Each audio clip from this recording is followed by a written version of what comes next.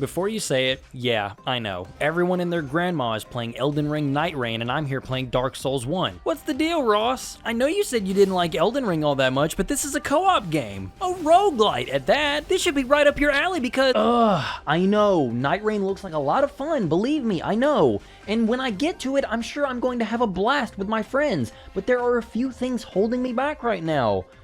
Mainly, I wanted to play Dark Souls 1, so sue me, f***ers. Night Rain looks like a blast, and full transparency, I have played a few runs with my patrons already, so you will be hearing more about my adventures in Limveld soon. I'll get further into that when I eventually make a video on it. And you know I'm going to be maining the Sekiro character because they knew what they were doing putting a character in this game that has the deflection mechanic. Where's my sequel, FromSoft? I've been patient, what do you want from me? I've made it very clear that I often use mods in my videos that enhance the experience of the game I'm playing. Usually just mods that do things like increase the frame rate or clean up visuals. I don't love installing mods that completely change the foundation of a game's core experience, on the first playthrough at least, and I've also said how much I enjoy co-op Souls-likes. I think that this genre is one of the most rewarding for a beginning to end multiplayer session, especially one that's got a large space for friends to get lost in, which is why the Elden Ring Seamless Co-op mod by Yui has seen so much use from me. I played a Convergence playthrough with some friends some time ago. Nick and I dragged my brother and his friend through the first few hours before they fell off of it, but I genuinely think Elden Ring is a better experience with friends. It's also not a bad time solo. It's still a phenomenal game. Put the pitchforks down, people. But I remember even as far back as that Convergence playthrough, we had talked about how cool it would be if we could do this for Dark Souls 1, the game that has so much prestige and teaches so many inflexible lessons for solid game design. We, and everyone else, thought it was a pipe dream because of the network infrastructure and so on and so forth. But then on March 8th of this year, Yui released a seamless co-op mod for Dark Souls 3. Damn, that was quick. But hell yeah, Dark Souls 3 fully co-op. I can't wait to try that out. We need to play it soon.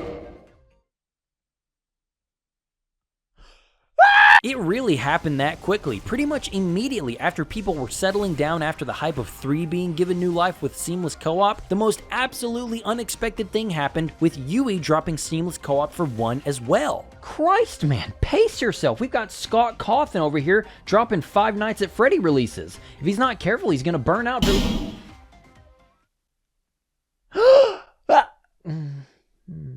Okay, well, that's the entire series promised to us in glorious, uninterrupted cooperation. I should make mention to the fact that these mods are technically not finished. They are playable, but Yui has been sure to point out that you will experience bugs and some wonky stuff if you choose to play them now. But just to jump the gun, at least for Dark Souls 1, this is a solid mod. We maybe had a few hiccups, but this works beautifully. And as far as visuals go, this is so much more clean than I'm used to. For context, my last playthrough of this game was on the Nintendo Switch version, which worked, yeah, but it was also pretty ugly by today's standards. The PC version of Dark Souls Remastered is far more smooth, and the art direction really needs no introduction. I am happy that I was able to experience it on the go for a round, but it was the sound quality that I really can't forgive.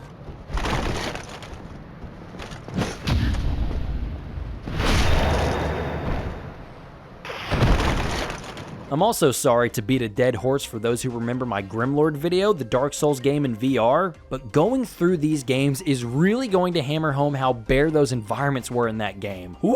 But let me tell you what I plan on doing here. Since it's been a while since I've played through each of these games, I'll be tackling every Dark Souls game in seamless co-op and chronicling my experience for you all. I will be reviewing my experience here on YouTube like I normally would for any game, but if you want a closer look at our playthrough, I will also be posting a cut down version of Nick and I's entire run on my Patreon. If you need a good long series to binge and we've already gone through the games, feel free to watch the reviews on YouTube, the playthroughs on Patreon, or even both. My hope is that these videos will entertain you one way or another. Oh, this place. But let's get started with the one that everyone knows. This is Dark Souls 1 Co-op.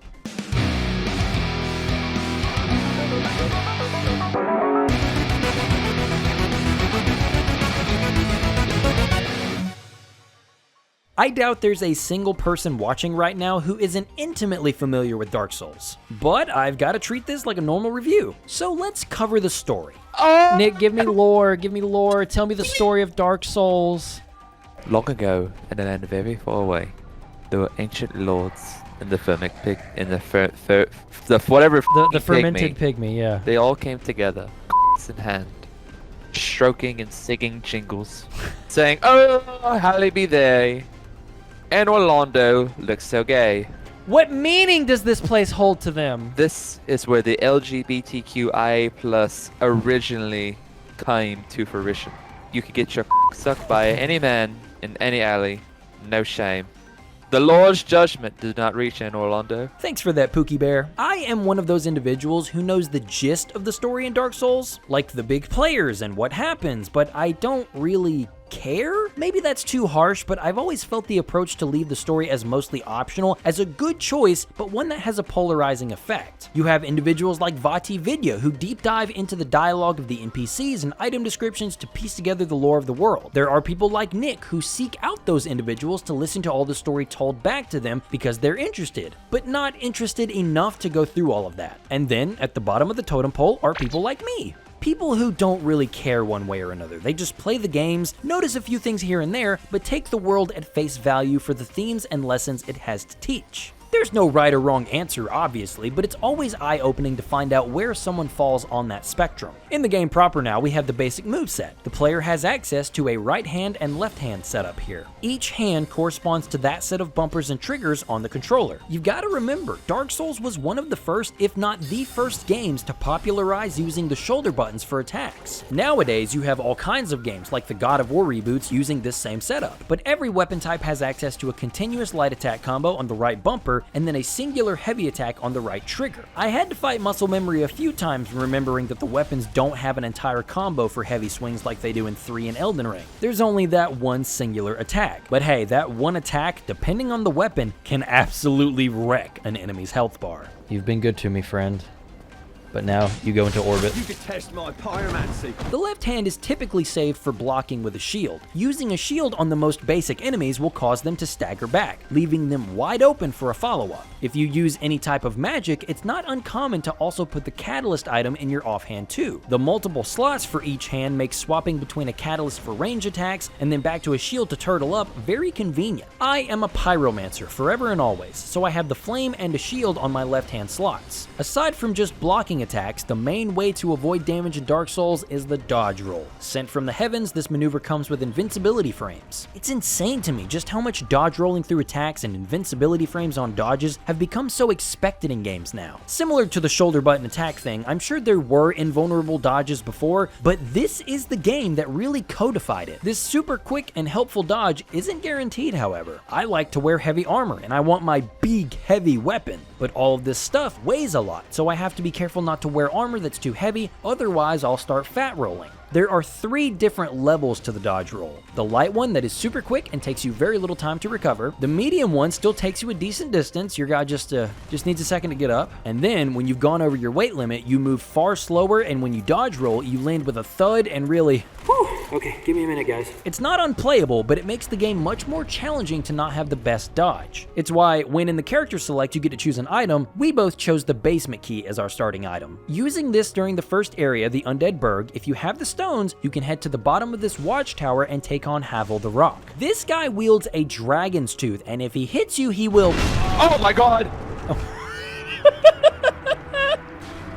Oh! Okay, got me. Motherfucker was the hammer, and I was nothing but a nail.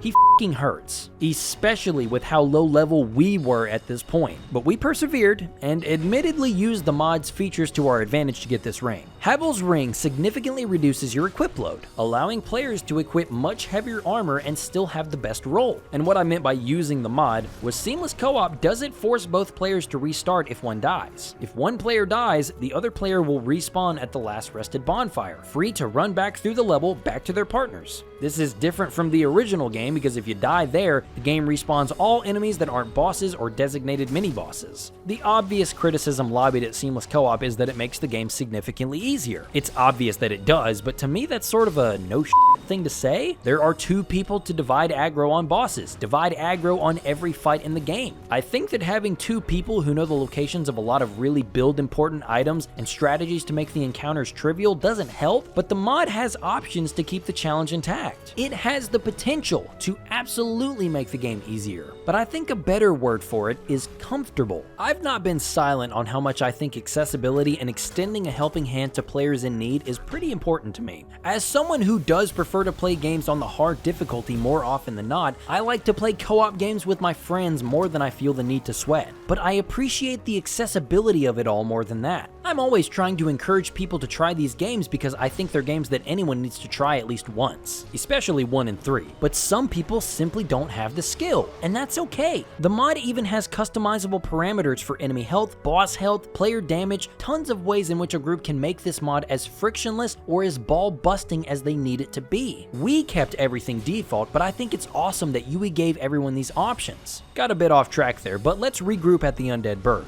I don't know if I've ever been so lucky on a Dark Souls 1 run. After beating the first Black Knight, I was given the Black Knight sword. Oh, okay. And then after beating the second Black Knight down here, I was given the Black Knight greatsword. What are the odds? Before I could equip the game-changing weapon, we did have a few stops to make, like the Taurus Demon. I just got an arrow in my fucking head. Should've dodged.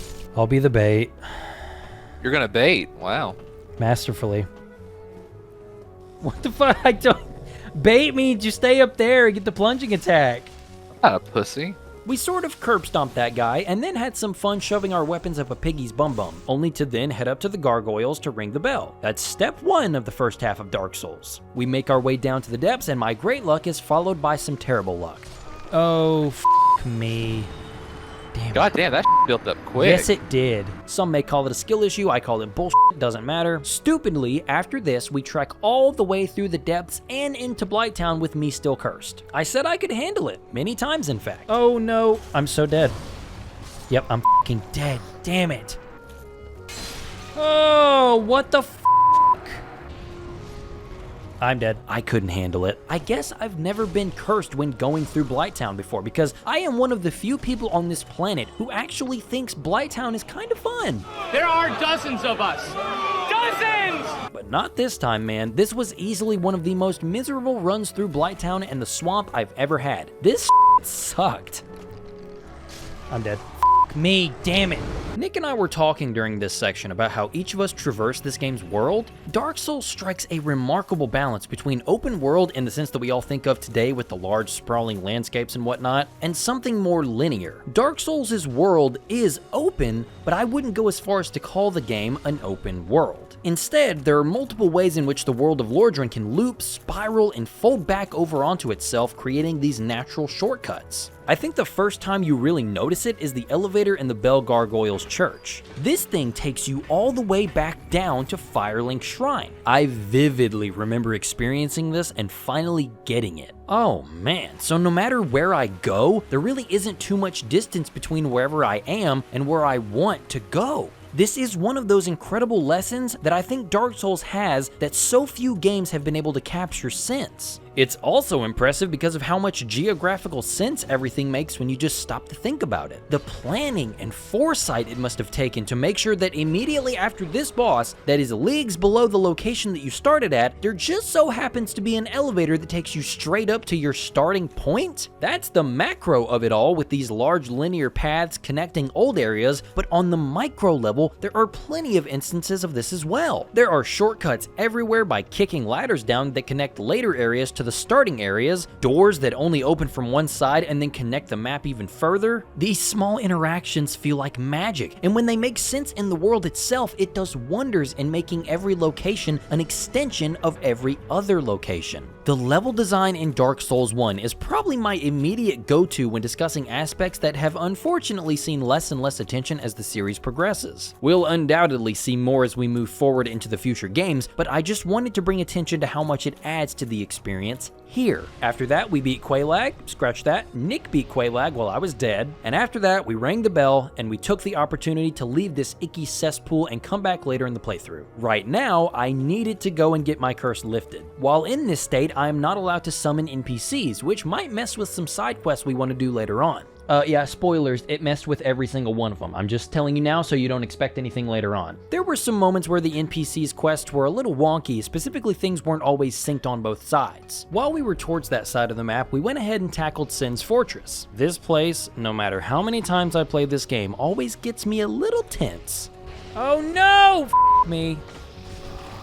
Well, I died. But when we eventually made it to Big Hat Logan, we talked to him to initiate the quest, but I wasn't able to talk to him as many times as Nick did. And as a result, I wasn't able to progress his dialogue as much at Firelink. This didn't really affect me because I didn't need any of Logan's sorceries, and it also didn't affect Nick's progression with Logan, but I would keep this in mind if a group of friends wants to steamroll this game as a bunch of sorcerers. If playing Pajama Sam was too difficult for you, because Lord have mercy, this game and its broken magic. One step at a time though. After getting past the fortress, we kept trucking through Anne Orlando, we took out the KKK members in the rafters and made our way up to Ornstein and Smough. And we beat them far more casually than I expected us to. Maybe for future runs in this series we need to crank up the difficulty because this was borderline boring. But after that, Nick said it was time to tackle the DLC because there were some spells he wanted. I have actually never played through Artorias of the Abyss, so this was all new ground for me. We had to rescue this lady from the Crystal Golem, go to the Duke's archives and get this broken pendant item, and then come back to the Dark Route only for there to now be a portal that takes us to the past. As a first timer, the DLC was great. The Guardian Beast being the very first thing you see was pretty wild. I did not expect it at all, but man, what a good fight. I couldn't imagine how tough he is solo. Another surprising aspect was seeing how much of the Darkroot Garden was remixed to make this DLC. I get that it takes place in the past, so it makes total sense, but it was one of the more interesting aspects of exploring it. Seeing the river that I've fallen into several times before all dried up was really cool, and having a fight in the bottom of that lake was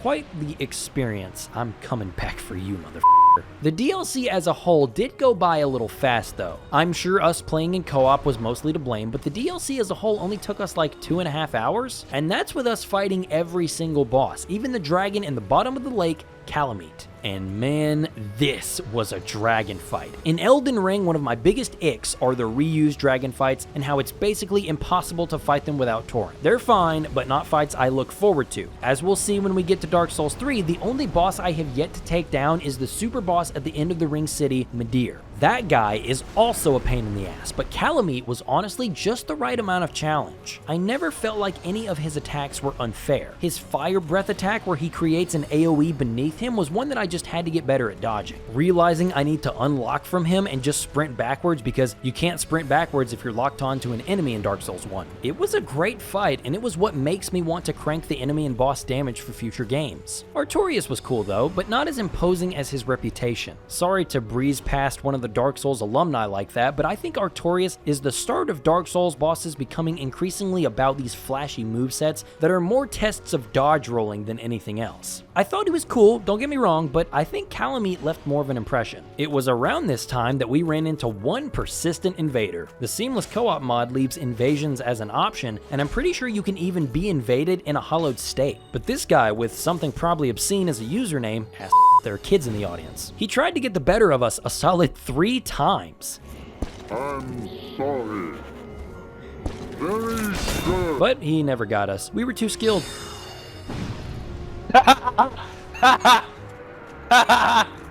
Oh. On your knees, bitch. Also, Manus was not as fun as Calamite. We beat him, but that combo where you get caught in it was just not fun. You have to dodge the entire combo, otherwise you get swept up into it. I was happy when this guy was finally done. After that small detour, it's time to tackle the notorious second half of the game. I am one of those that will always say Dark Souls 1 sees a sharp drop in quality after acquiring the Lord Vessel. I mean, it was confirmed that the team was running out of time at this stage in development. These areas did not get the polish or care that they deserved. Not to say that I hate these areas or anything, that's dramatic first of all, but I'm also not blind to these areas' sporadic moments. The interior of the Duke's archives isn't my favorite, but I respect the Crystal Caves being so unique. I struggled with this place so hard in my earlier playthroughs that I pretty much have this place committed to memory now. I really didn't struggle with it at all. Oh, I died. F me. The invisible pathways are cool, I'll never deny that. There are a handful of things that I remember off the top of my head from this half of the game, and the locations of these invisible walkways are included. Then there's the battle with Seath, which isn't really too difficult. I think it's particularly tough on melee builds because he goes hog wild so often that it's improbable for you to stay close. We were also trying to get a greatsword for Nick that you can only get by hitting Seath's tail, similar to whacking off the tails of many of the other bosses in the game. And I hammered this Tattletale's Tattletale, but nothing ever happened. Come to find out, you have to aim for the very tip. Heyo! But yeah, we didn't get it. So word to the wise, always focus on the tip. Next was the Lost Izalith. My whole thing about the last half of Dark Souls 1 is it's just slapdash together in a lot of ways, and this is one of the main ones. Someone's bougie. Does this look like a finished game to you? Oh, you defend Blighttown, so you're invalid. That's a finished area. This is just 6 bosses put in the same room. This is supposed to show you how much you've grown in the game.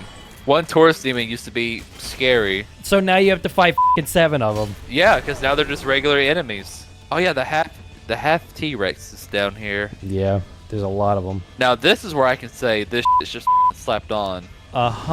This is where we say it.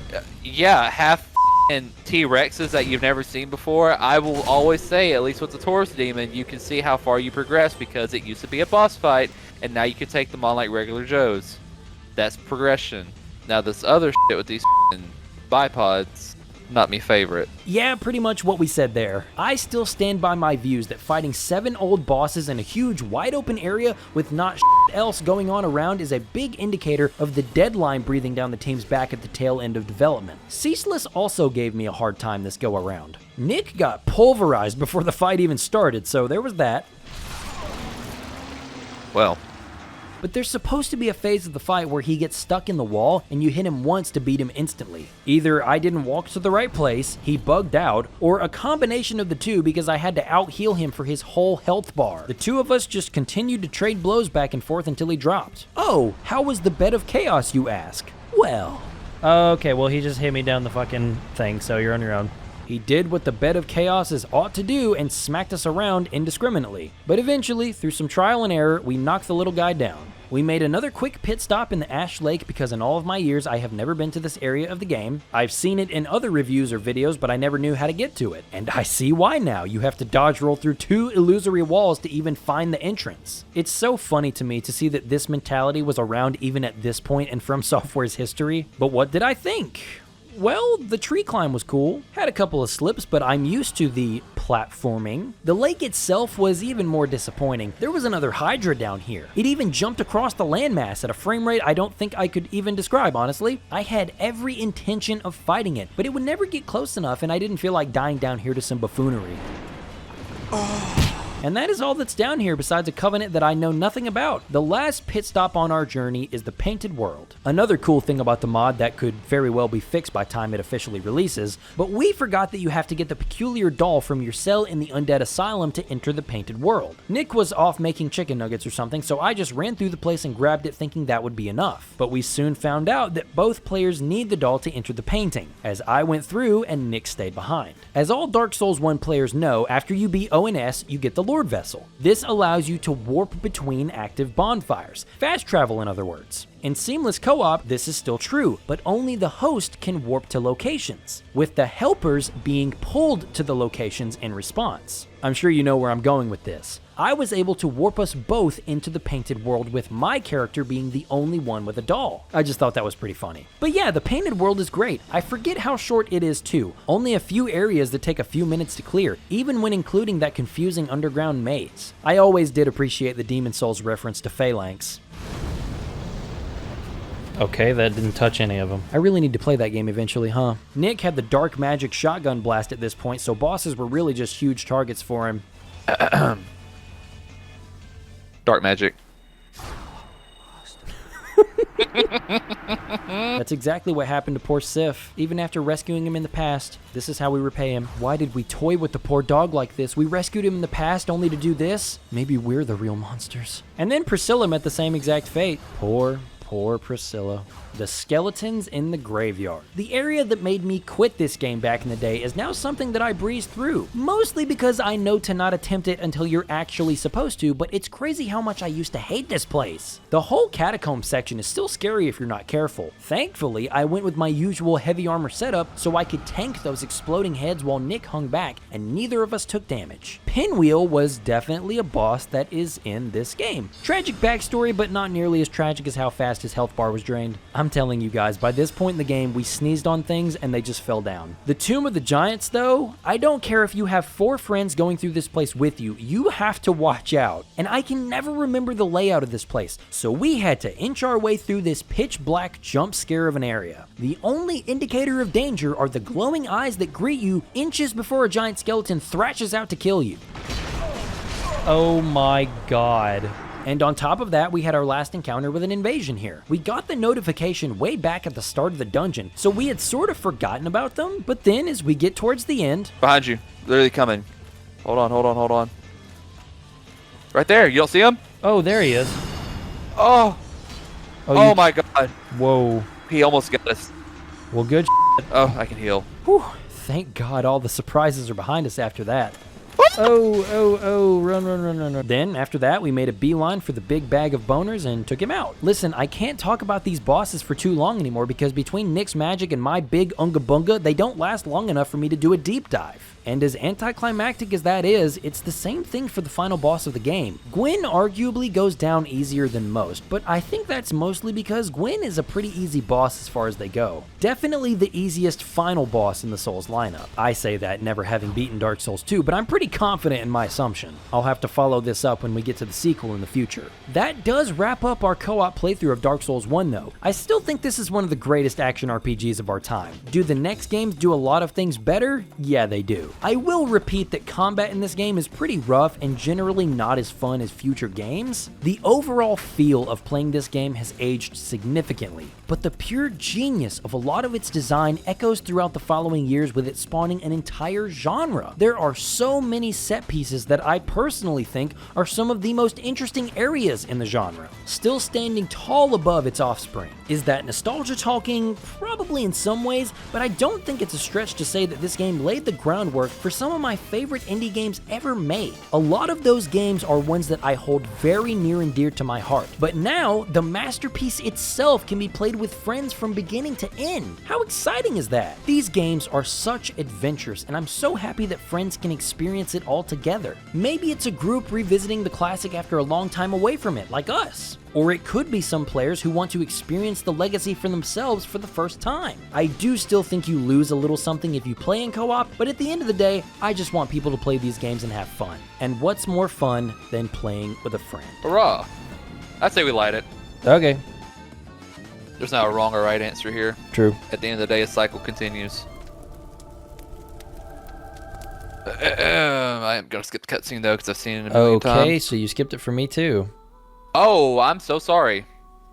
F***ing bitch. Thank you all so much for watching. Next time we meet with the Dark Souls co-op runs, we will be trudging through the sequel with enormous shoes to fill, Dark Souls 2 Scholar of the First Sin. Gotta say, I'm really excited to finally see the game in its entirety. Maybe my opinion will finally change. Wishful thinking. Yui is actually not finished with the mod at the time of this recording though, so I am unsure when we'll be jumping into that. In the meantime though, there is another Souls-like that's been given its own sort of seamless co-op update. Nick and I will be taking a bit of a diversion to Lords of the Fallen, and I'm wanting to head back to my Dragon Quest retrospective pretty soon. I hope you'll look forward to those videos. If you want to stay in the loop, I would recommend subscribing here on YouTube, joining the Discord for more of my wacky shenanigans, and check out the Patreon. You'll gain access to uncensored and ad-free versions of my videos along with exclusive videos. Videos like that huge commentary of Nick and I's entire time with this game, along with so many more, and it all starts at just $1. I would like to take this time to address my $5 personal account subscribers on Patreon. Squirrel, thank you so much, man. And last but certainly not least, my $10 administrator account patrons, White Ghost 117 and Nikki Coon 99. Thank you guys so very much. I cannot express all my gratitude. But anyway, I appreciate you for watching. So thanks for stopping by and have a great day.